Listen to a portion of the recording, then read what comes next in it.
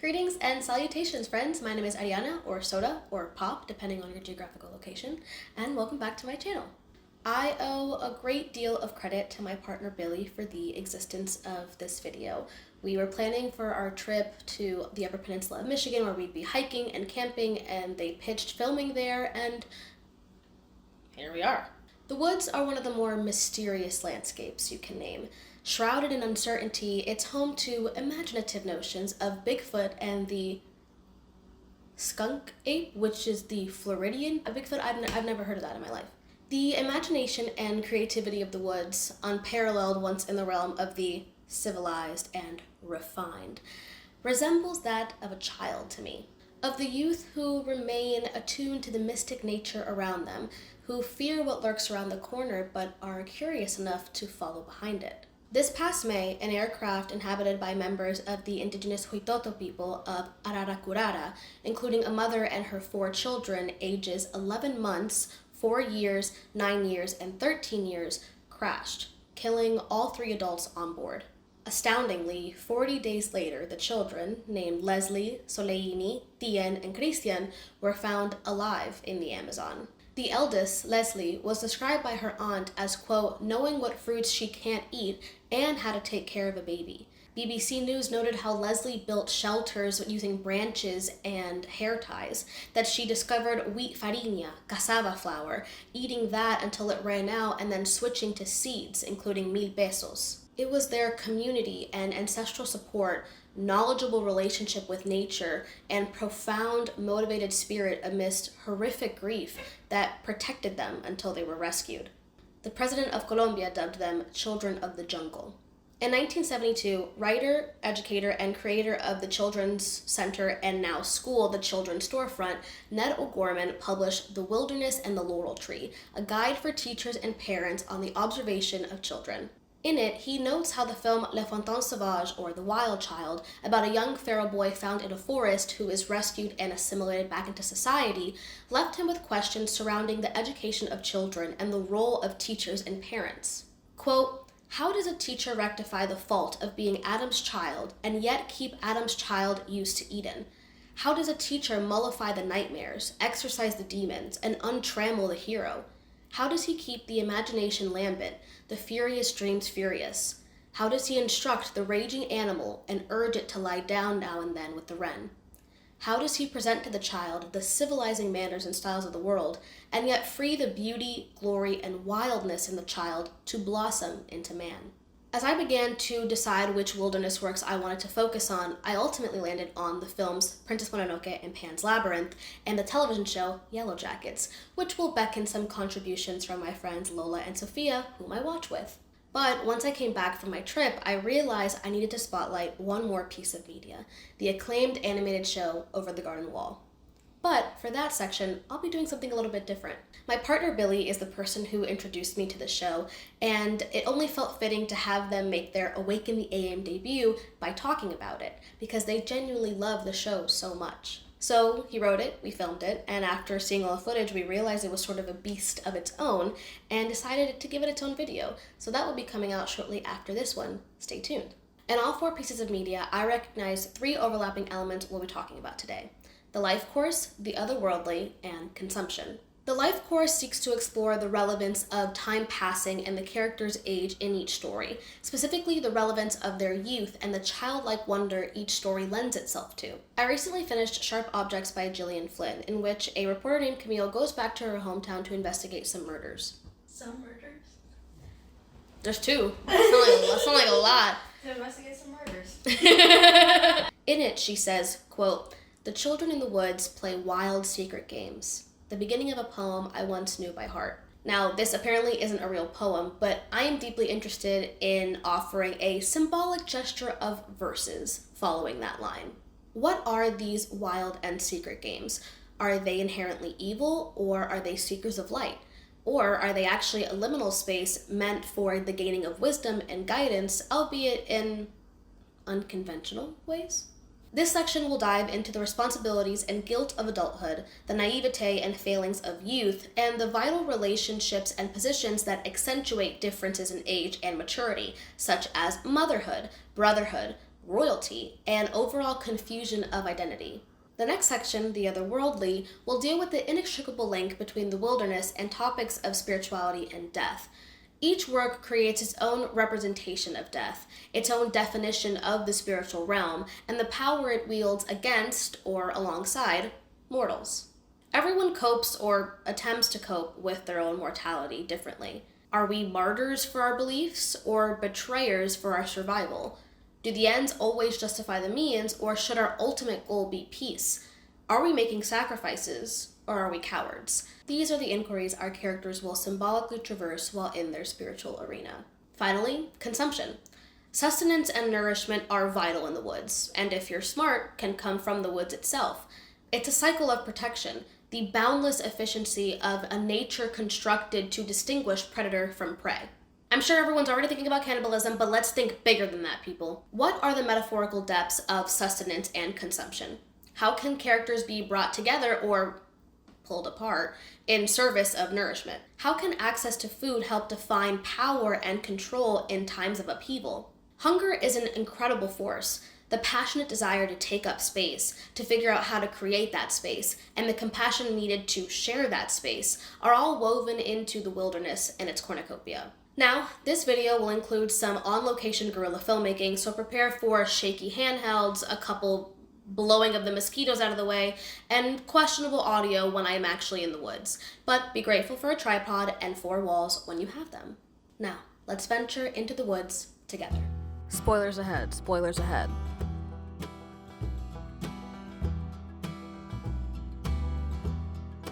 Something, and probably the first thread that drew me in, aside from the presence of the wilderness to these few films, is the role age plays in characterizing these stories and just the general world building.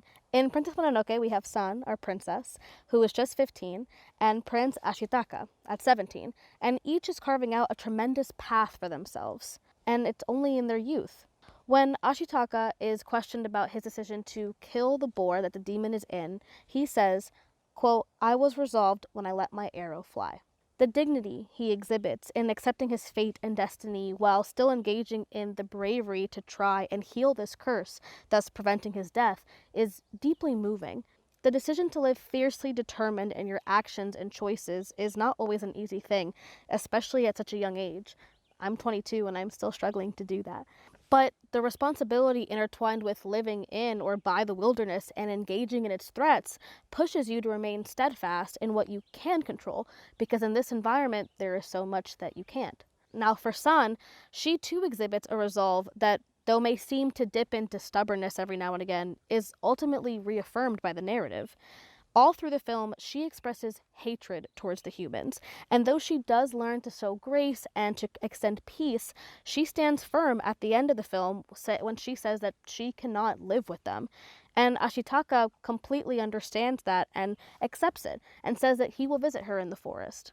Both of these characters are endowed with a level of royalty and kinship that is deeply ingrained with them. It's Prince Ashitaka's village and their traditions that allow him and them to grieve his loss and leaving of the community at such a young age, while still pushing him toward his destiny. San, too, shares an interesting relationship with her mother figure, wolf goddess Moro, who understands San's spirit, and in one of her last moments, saves her from the mouth of the demon that lives in the boar Okoto. Moro describes San as her, quote, "poor, ugly, beautiful daughter," a touching recognition a parent has of their child's status in not only the greater world around them, but in their personal lives and in their heart.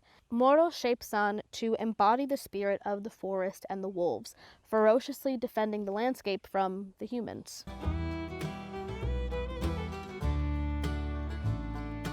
Get off of me! Okay. Pan's Labyrinth is one of my favorite movies, and I briefly wrote about it a long time ago on my blog, specifically how Ophelia is an incredible heroic figure. And her age in the film is important because it marks an interesting departure into themes like imagination, realism, and maturity. Ophelia's mother, Carmen, is repeatedly disappointed in her daughter's inability to function in the world as a mature young woman. She doesn't understand why Ophelia reads so much, and yet asks her to recite a tale to her little brother in the womb. And when Ophelia ruins the beautiful dress that her mother gives her, she is particularly upset, seeing this as a failure to mature, when in reality, just an imaginative one you must be attuned to see, Ophelia just committed her first real act of bravery against the toad.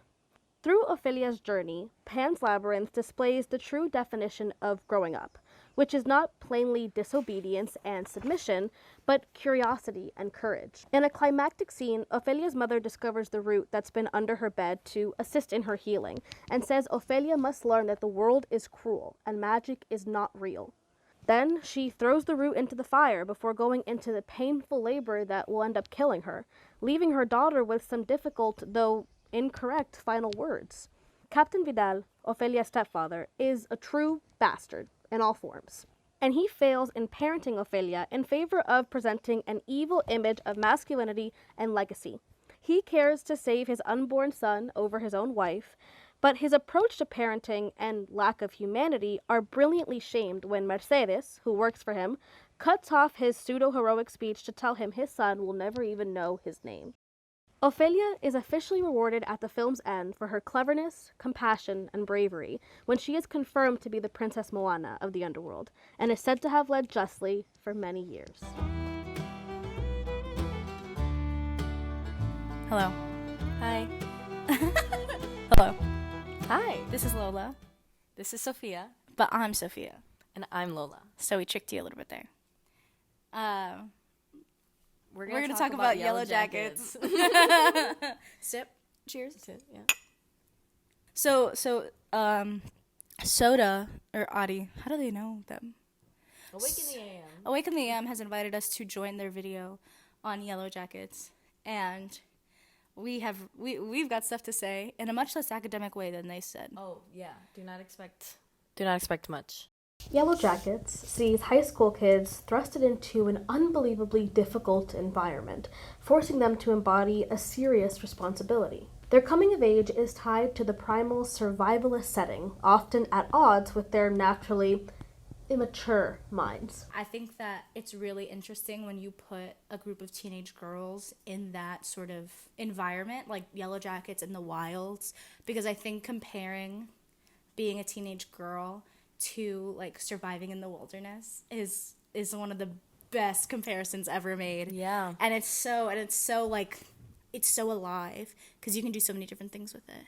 Shauna, both her 90s and present self, perfectly captured the plagues of adolescence and adulthood, specifically parenthood. She combats complicated feelings, ones that come with time, like guilt and shame, and others ripe for teens, like jealousy and pride. Shauna's parallel of having and losing a child in the cabin to her struggles in parenting Callie is among some of my favorite explorations in the show. For Shauna, a survival instinct does not translate to a maternal one. And when Shauna's parenting of her newborn in the wilderness is not in fact real, it calls into question just how well motherhood actually suits her. Shauna makes small attempts to connect with Callie, but fails, and Callie isn't necessarily easy to connect with. Earlier in the show, Shauna admits not really liking Callie. It's not until Shauna confesses to Callie that she murdered Adam that we see a shift in their relationship. The interrogation scene specifically, both Shauna's and Callie's, displays a sort of morbid vulnerability, in which Shauna confesses her attitudes about her parenting. Being a mother isn't something she truly wanted, especially under the circumstances. And she feels unable to love her family because the first child she let herself love, she lost. In order to be a parent, Shauna must undo years of secrecy and privacy and allow Callie into the world of the wilderness. But as the end of season 2 hints at, once this happens, Callie may have her own transformation and potential secrets to bear. I think that Shauna has such a deep desire to be a nurturer and to have this motherhood that she didn't know she had until she gave birth in the forest. Mm-hmm. And I think she's an amazing mother, that she's not in touch with that anymore with Callie, even though she wants to be. And I think it's really interesting that even though the coach is like the adult in the situation, he is not parental at all. Another interesting point the show makes on adulthood is through the character of Coach Ben. His older age creates a barrier between him and the allure of the wilderness, and he is horrified by the cannibalistic turn the teens take. His age is a form of potential protection, though he is not fully free of his own hallucinations, which reflect his adult needs of authenticity and confidence in his sexuality. His final straw is also linked to the idea of royalty, which keeps coming back, in which seeing Nat become the original antler queen pushes him to stoke his disappointment and set the cabin ablaze. I think about age with the show is that, like, I think the wilderness affects the girls more because they're young. I think the wilderness and adolescence and teenhood is so insanely connected. And I think that the wilderness is more influential on them because they're young. And I think that that's why the coach is so adverse to it. And the wilderness is slowly easing him into dying so that he's not a problem anymore. I think he's like fighting so hard though, mentally, against the wilderness. He deep down knows that it's not like a good thing for him to kill himself, even though it's what he wants and it seems like the easy choice. And then Misty's like, fucking please. And then he stays alive for a second, and then he continues to stay alive out of spite. Like, specifically to fight against the wilderness and to fight against the girls who are now embodying the wilderness. I'm such a Coach Ben stan. Like, yeah, I burned down that cabin. Are you kidding me?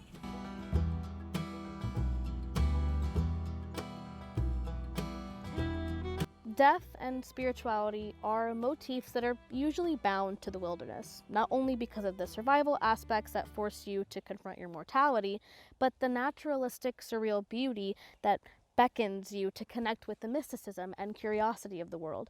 Princess Mononoke navigates the duality of this concept brilliantly, acknowledging humanity's odd and horrible urge to conquer this special terrain rather than connect with it and respect its boundaries. Leave no trace is a common phrase for those who encourage exploration, but also encourage returning home and leaving the site untouched, unharmed, and unpolluted.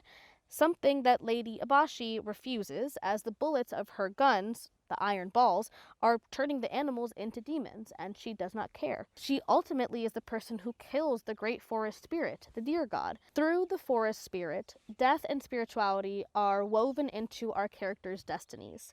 Ashitaka does not want to die, but what's important is that he is not solely motivated by a desperate will to survive, and that will to live never takes precedent over protecting lives and fostering peace. When San sees the Boer clan running into battle, she astutely recognizes their low odds before plunging her stake into the ground and saying, quote, "Mother, this is farewell." She will be the eyes for the blind Boer Okoto and fight with them, acknowledging her potential death and thus taking the risk anyway. I personally love how death is explored through the character of Moro, and one of my favorite quotes in the film is said by her.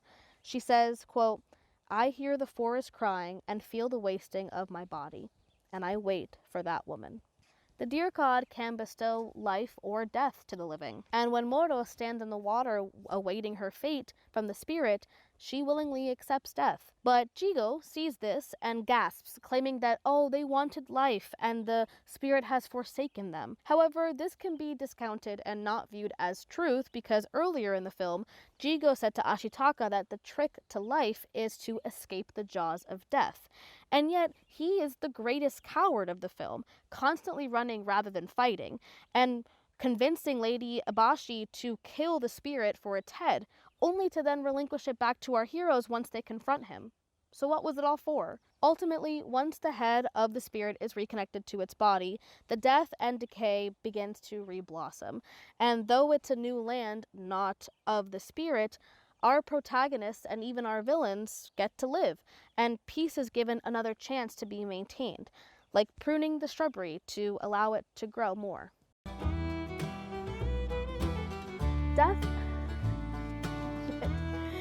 Death is wielded so intentionally by Del Toro in the film, as it navigates war and the different ways it intersects with death. The rebels are hiding in the woods and are taking a tremendous risk. Their numbers and supplies are depleting, and the doctor advises Mercedes' brother, Pedro, to quit because it's a lost cause. And yet, he politely remains steadfast in the fight. That same doctor says that him and Mercedes are going to get themselves killed by sneaking around and helping the rebels. And she says, what are you, afraid of him or something? But he eventually learns the dignity of his bravery, and he helps the soldier that the captain has imprisoned. He walks tall, defying blind obedience before being shot in the back. The captain thinks the only decent way to die is in battle, and yet when their campground is being attacked by rebels, he'd rather follow Ophelia than fight. And this is the same dishonorable man who shoots a man in the back and shoots a little girl that's supposed to be his daughter. His notion of death is poisonous and wrong, though it does allow Ophelia the opportunity to prove herself and return back to the underworld. Even in his final battle of glory against a child, he is undermined by Ophelia's resurrection. When the faun first meets Ophelia, he says that they must check to see if her essence is still intact, that she hasn't fully become a human. Similarly to Princess Mononoke, there is a divide between the humans and the grand nature of the labyrinth. The rebels are stronger because they know the terrain. The captain cannot see the faun talking to Ophelia, and when the faun thinks that Ophelia has failed her mission, he insults her humanity. Being human allows the potential for folly, with jadedness and apathy. But the moon that is on Ophelia's shoulder is evidence of her spirituality, and her death is directly linked to her return to the underworld. She must die to live the spiritual life that she never had. The faun says he has old names only the winds and trees can pronounce, an immortality that coexists with nature. One Ophelia, as Princess Moana, will get to experience, as the film says, quote, "for those who know where to look." Spirituality is a language, a lifestyle most adults may be too hardened to reckon with, but one an innocent Ophelia deserves. This may sound dumb, but when I first started Yellowjackets, I had no idea that mysticism was going to play a role. I thought it would just be a survival show, and I was kind of disappointed when I saw that that was the route it was going to take. But I don't really stand by that anymore. Death's bond to the wilderness's power lurks at every turn, and the greatest expression of this occurs through the push and pull of Lottie and Nat. When Lottie becomes the mouthpiece for the wilderness, Shauna, Ty, and Nat are her greatest naysayers, firmly digging their heels into the reality of the situation. But, one by one, they each fall to their knees in obedience, or respect, of the greater entity. First, Ty, through love and control, and trying to connect with her girlfriend Van and overcome her strange sleepwalking alter ego. Then, Shauna, through violence and pain, as Lottie has her Mitski I don't smoke moment and lets Shauna enact her rage and grief on her.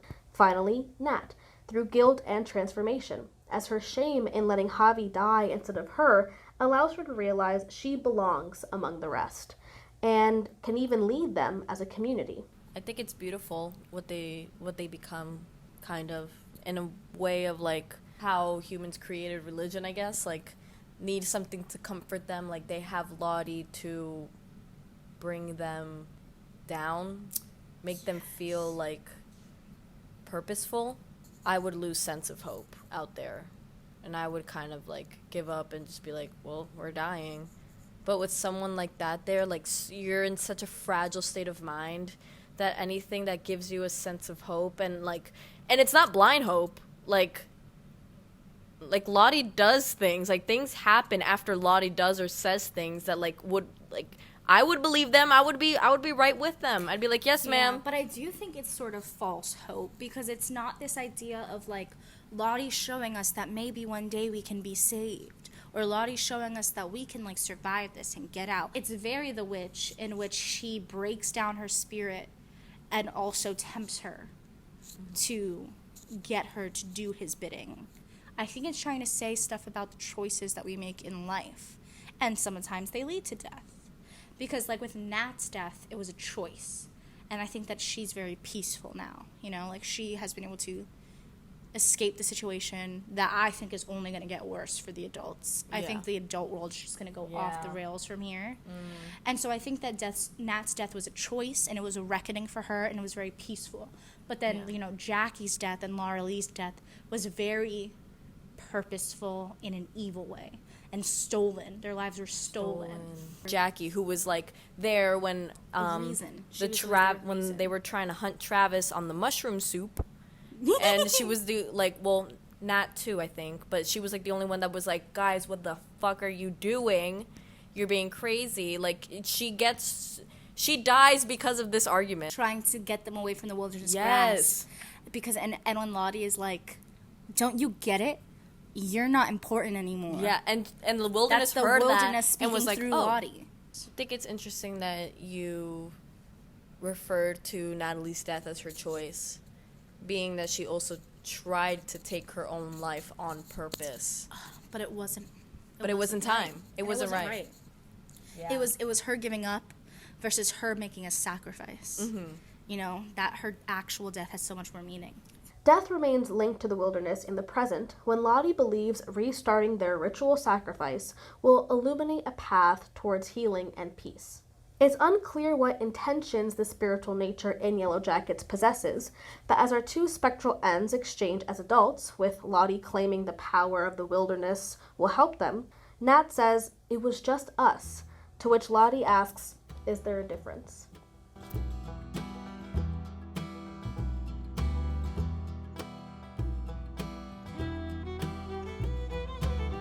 This category very strongly relies on imagery.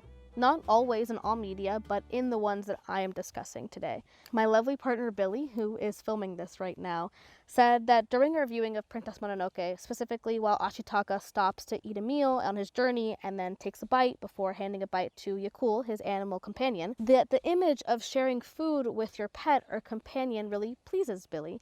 And he's right to say that. Connecting with nature also means connecting with its inhabitants. And though they may not share language, they share a meal, and that makes them equals. This is further supported when San gives Yakul the choice to leave Ashitaka's side, but he decides to stay. The other powerful image and scene is when Ashitaka is badly wounded and is unable to chew the food given to him by San. But then, San chews the food, and instead of swallowing it, leans over and gently spits it into Ashitaka's mouth. It is a silently touching scene of genuine survival combined with patience and compassion, coming from the person we've mainly seen wield hostility and justice. But San is the same person who sucks the poisonous blood out of Moro, and that's the first image we see of her through Ashitaka's perspective. Through her consumption, San displays nobility, loyalty, and care for the weak and wounded, which is what defines a warrior outside of battle. After the scene in which Captain Vidal announces plans to reduce rations to 1 per family, we see a line of people collecting their food. An officer says over and over again, "In a united Spain, there's not a single home without fire or bread." This illusion of protection and grace is maintained by access to food, and that continues even in Ophelia's world. The beauty of the sumptuous feast blinds Ophelia to the dangers afoot, and she pays a price. 2 fairies are brutally eaten in exchange for 2 grapes. But in such a gray world where access to food is in the hands of authorities you don't like, the opportunity to choose is tempting. The captain and his guests enjoy a feast at the same time Ophelia outwits a gluttonous toad, killing the fig tree in which it lives, drawing a parallel between 2 parties who gorge themselves while starving others. The circumstances in which the characters consume reflect the film's attitudes of justice, control, and freedom.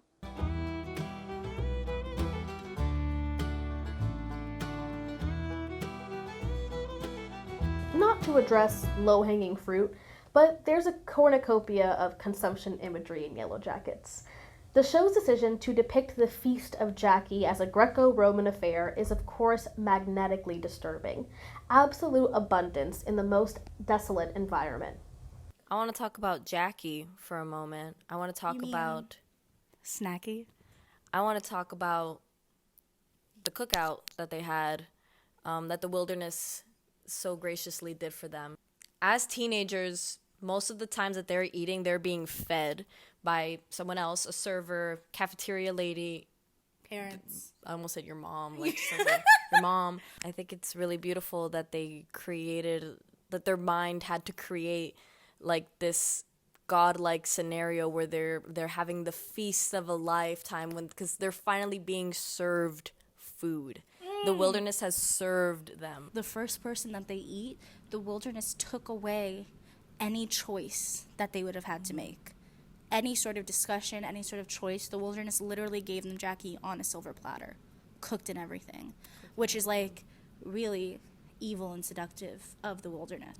And it's very ritualistic, it's very familial. Like, the wilderness has given them this cabin, which is very homey and has all these like homey, like, it's like it's such a paradise in the middle of the wilderness. Fireplace, like cans, tables, plastic silverware. Coach Ben having his like little dreams of him being there with his boyfriend is also so telling of that. Like, this is just a cute little cabin. This is a cute little Airbnb out in the middle of like the wilderness, and maybe there's like no Wi-Fi there, but it's like a getaway, and they're on their getaway. But, I'm in the getaway car. I remember soaking anticipation in my body as I waited for the moment Shauna would take that pocketed ear and pop it in her mouth, because she finally admitted, as a hallucinated Jackie says, what she's really hungry for. This consumption is the closest we get to the physical embodiment of Shauna and Jackie's, what I believe is a romantic relationship, steeped in toxicity, jealousy, but also passion. Jackie Taylor is a lesbian. I will, sorry, I'm right. Moving on, Travis biting into Javi's heart, his raw heart, as difficult an image it may be, is a twisted form of recognition of the sacrifice and the internal legacy Javi will have within him, within all of them. And I support Van the second least. She's the one who was like, fuck it, we're gonna boy, eat. she's really a Come on, get over it. huh? We're gonna eat Javi. Like, she said that to Travis. I also loved what Aaron Qualley said in Vulture, that the hyperfixation on Shauna's inability to breastfeed is interesting because, quote, the act of nourishing and sustaining another human using nothing but one's own body is intimate and powerful, end quote. Everyone must live with the notion that their death will not lead to decay, but to meat. Not a waste, but a resource to be shared among the group. Javi's slow death marked a difficult deviation from chance to choice. No longer will their hunger be at the mercy of time, but instead calculated fate with the help of a deck of cards. Food is the gateway to dominion, in which a new type of leader and hegemony rises to coexist with the wilderness. The wilderness is a beauty for us to enjoy, not to ravish. We, as mere mortals, are to keep our distance and allow the wilderness to change us rather than attempt to change it. Connecting with nature can transcend language, touch, and even corporeality as a whole. These works are so stunning in the respect that they give to a young person's perspective of the world, the bustling areas of human life that they do understand, and the remote, desolate segments they may not understand yet.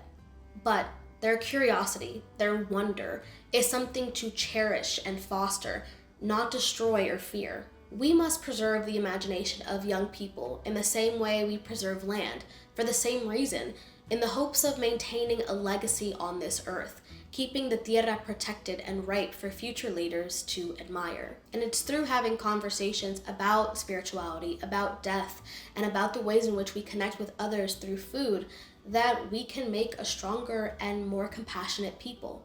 A mighty thank you to my partner Billy again for the idea for this video, and also all of Billy's help filming, as well as Sophia, Lola, and Corey's help in everything that you see here and don't see actually. Remember that there is going to be a part 2 to this video about Over the Garden Wall, so if you are interested in that, turn on the bell and stay tuned for Billy's contribution.